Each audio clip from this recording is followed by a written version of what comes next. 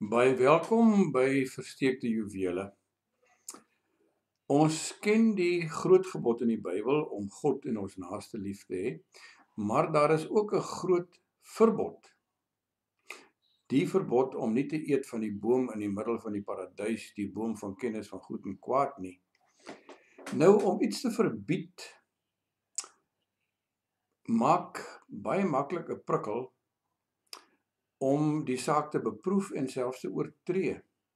Die ou kerkvader Augustinus vertel dat die pere in hulle buurman se tuin altyd lekkerder gelyk het as hulle eie, en hy in 'n mate het hulle toe vergryp aan die buurman se pere, en hulle was op die ou end nie lekkerder nie. So 'n herinnering aan 'n stukkie jeugkattekwaad. Nou, Adam en Eva het volkome vrede gehad om nie te eet van die boom in die middel van die tuin nie, want hulle het God gehad. Maar hulle is toe verlei met rampspoedige gevolge.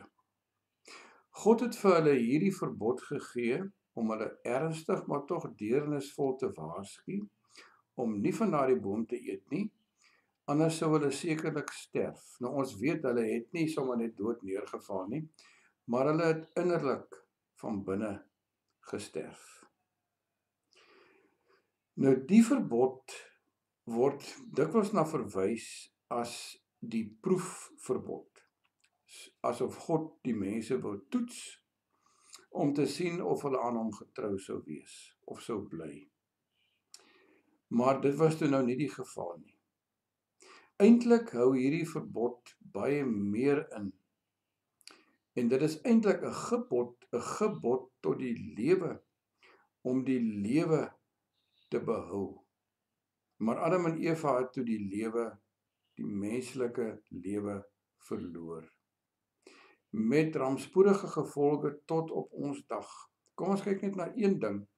In die volgende hoofstuk in Genesis 4 lees ons dat Kain sy broer Abel doodgemaak het uit jaloesie. Nou vandag woed daar talle oorloë. En eintlik is elke oorlog maar 'n stukkie broedermoord. Want hierdie boom is eintlik die grens tussen Skepper en skepsel. As die mense hierdie grense oortree, dan sou hulle begewe op 'n terrein waarvoor hulle doodeenvoudig nie bevoeg was nie. Dit is die terrein van God, waarvoor net hy bekwaam is. En dan sou die mense hulle menslikheid verloor, wat toe in werklikheid gebeur het. Nou wat is die alternatief? Die alternatief is om die lewe maar net uit God se hand te ontvang.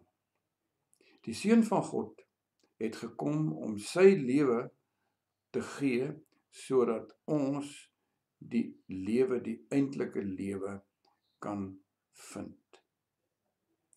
As ons dan die lewe uit God se hand ontvang, dit is wat geloof eintlik beteken, dan kan ons dit ook en moet ons dit ook deel met ander.